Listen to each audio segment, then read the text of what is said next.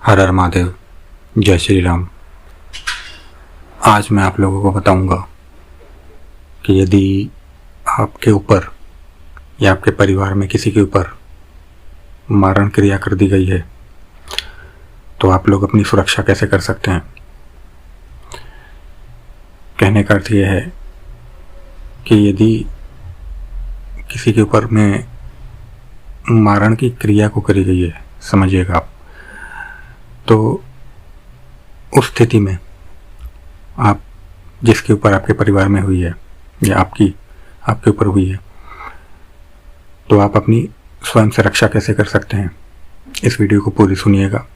ये क्रिया को काटने का विधान नहीं है, क्योंकि आप मारण की क्रिया को स्वयं से नहीं काट पाएंगे, है ना। सिर्फ इसमें इतना है कि जो मारण की क्रिया होगी तो जो अंतोगत्वा आपकी स्थिति बननी होगी वो बनेगी नहीं, वो वहीं पे उस स्तर पे आपको हानि नहीं पहुंचा पाएगी। तो वीडियो को पूरी सुनिएगा आप लोग, यदि इस विषय में आप लोगों का जो है वो जिज्ञासा है तो। नहीं तो यदि आपका विषय नहीं है तो आप इस वीडियो को मत देखिएगा, क्योंकि मेरा यही कहना है कि यदि आप लोग देखें तो पूरा देखें, आधा अधूरा बीच में ना छोड़ें। नहीं तो फिर आप लोगों को पूरी बात ना तो समझ में आएगी ना जानकारी मिल पाएगी। देखिए, मारण क्रिया क्या होती है मुझे अलग से बताने की आवश्यकता नहीं है। इसमें शरीर में क्या आप लोगों को अनुभूति होती है यह भी मुझे बताने की आवश्यकता नहीं है, क्योंकि मुख्य रूप से लोग जानते हैं। तो इन सारे विषयों को मैं ना उठाते हुए, समय व्यर्थ ना करते हुए सीधा मूल विषय पर आता हूँ।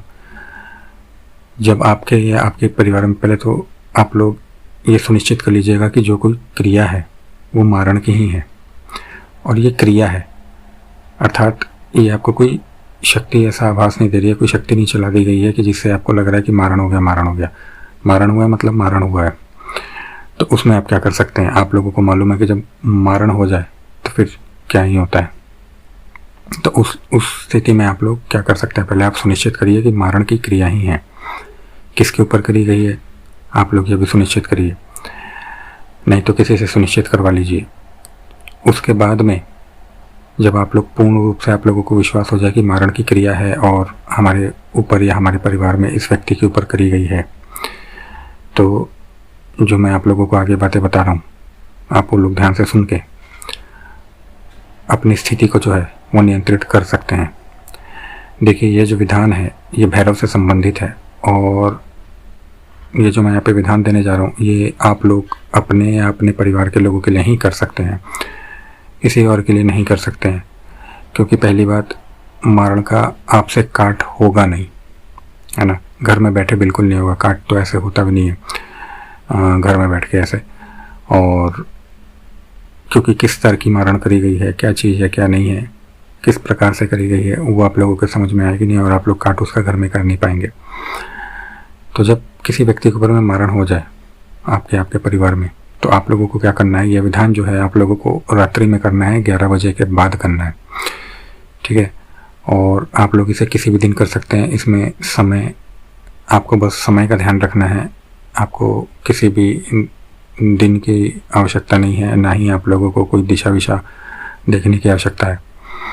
आप लोगों को सर्वप्रथम, जैसा मैंने बताया, भैरव से संबंधित है। आप लोगों के पास में किसी भी एक भैरव का मंत्र जो है वो जागृत होना चाहिए। नहीं होगा तो आप लोग कर लीजिएगा। जागृत का मतलब जागृत होता है, चाहे वो शाबर हो, तंत्रोक्त हो, वैदिक हो, कैसा भी हो, मगर जागृत होना चाहिए। और इसमें 1.25 लाख के अनुष्ठान की मैं बात नहीं कर रहा हूँ, जागृत होना चाहिए आपका मंत्र। आशा करता हूँ आप लोग समझ गए होंगे।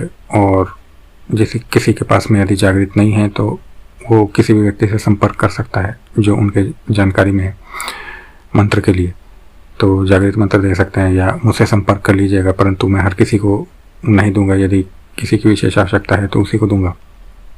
विधान में आप लोगों को बता देता हूँ। आप लोग क्या करिएगा कि रात्रि में 11 बजे के बाद में जिस भी व्यक्ति के ऊपर मारण हुआ है, जैसे आपके ऊपर हुआ है, तो आप करिएगा जितना मैं बता रहा हूँ। और नहीं तो आपके परिवार में किसी के ऊपर हुआ है तो आप उनसे करवाइएगा। आगे का विधान आप लोग स्वयं कर सकते हैं।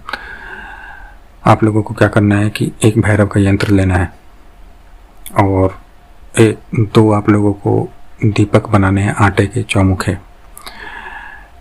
आप दीपक की जो बाती है, देखिए मैं विधान वही बता रहा हूँ जो आप लोग घर में कर सकें, है ना, इसीलिए मैं इस विधान को उतना ही रख पा रहा हूँ जो कि गृहस्थ लोग घर में कर सकें।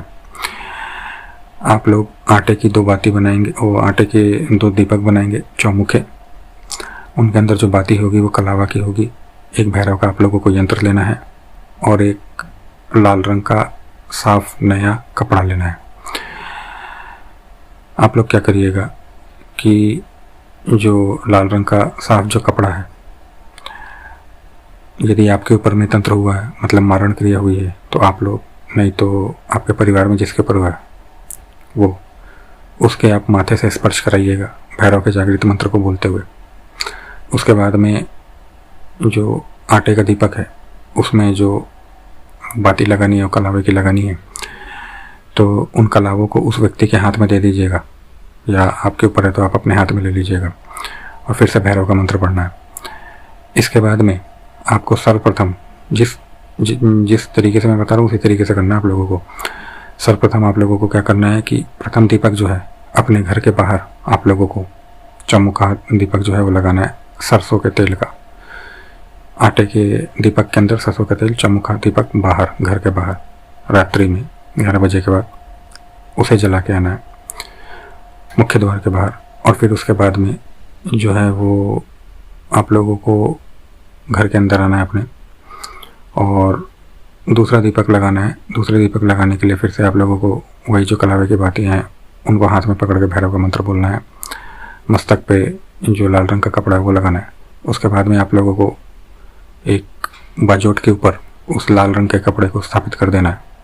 एक भैरव का यंत्र लेना है और उस भैरव के यंत्र को, जो आप लोगों का मंत्र होगा जागृत, उसको बोलते हुए भैरव के यंत्र का अपने हाथों से, या जो व्यक्ति जो अभिचार से पीड़ित है, मारण क्रिया से पीड़ित है, उसके हाथों से आप लोगों को जो है वो उसके ऊपर में सरसों के तेल का लेपन करवाना है अच्छे से। कम से कम वो मंत्र 21 या 31 बार तो बोल ही ले, है ना, 108 बार बोल ले तो अति उत्तम है, और बोलते हुए लेपन करवाना है। उसके बाद में उस यंत्र को आप लोगों को उस जो बाजोट के ऊपर आप लोगों ने लाल कपड़ा बिछाया था उसके ऊपर में स्थापित करना है। उसके ऊपर में आप लोगों को दूसरा आटे का दीपक लगाना है और जो आप लोगों ने कलावे की बातें ली थी चौमुखे बना के, वो आप लोगों को उसके ऊपर प्रज्वलित करनी है।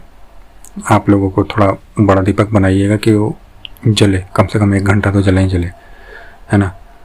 ये आप लोगों को करना है। और देखिएगा कि घर के अंदर की बात है, मतलब घर के अंदर आप लोग देखिएगा कि वो वहाँ पे ऐसा कुछ ना हो, हवा वगैरह ना आए कि जिससे कि वो दीपक बुझ जाए। और घर के बाहर भी जितनी देर तक जलता रहे उतना अच्छा है, मगर घर के अंदर वाला दीपक नहीं बुझना चाहिए। यदि बुझ रहा है तो उसे आप प्रज्वलित कर लीजिएगा। घर के बाहर के दीपक को आप लोग देख लीजिएगा, थोड़ी देर भी यदि जला तो ठीक है। उसके बाद में आप लोगों को क्या करना है कि उसी रात्रि में करने की आवश्यकता नहीं है। जब दीपक पूरी तरीके से मतलब शांत हो जाए दोनों दीपक, तो आप लोग अगली सुबह उस लाल कपड़े के ऊपर जो यंत्र होगा वो यंत्र और दीपक उसी लाल कपड़े में बांधना है।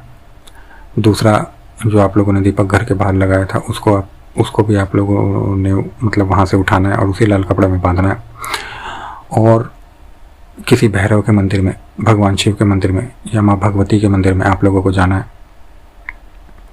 वहाँ पे किसी आप वृक्ष के नीचे जो मंदिर परिसर में हो वहाँ पे आप लोग इसे रख सकते हैं, रख दीजिएगा।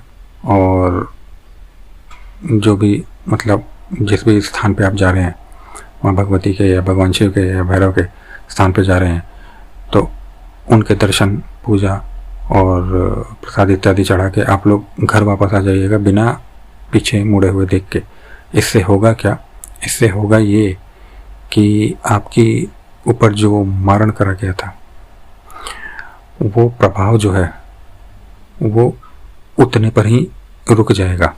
अर्थात जैसे जो मारण की जो क्षमताएं होती हैं, यदि किसी ने दिन दिवस निर्धारित कर रखे होंगे तो वो, या फिर जो और अवस्था दिन पे दिन खराब होनी चाहिए वो, या उसके कारण जो दुर्घटनाएं, या यहाँ तक होता है कि अकाल मृत्यु तक के संयोग बन जाते हैं वो थम जाएंगे पूरी तरीके से।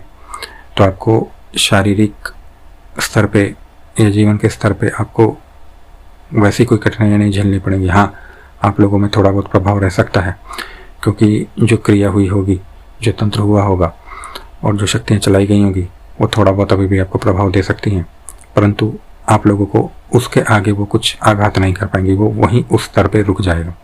इसके बाद में आप लोग किसी योग्य व्यक्ति से मिलके उस क्रिया की पूरी आप जब काट कराएंगे तो आप सुरक्षित हो जाएंगे और वो क्रिया पूर्ण रूप से कट जाएगी।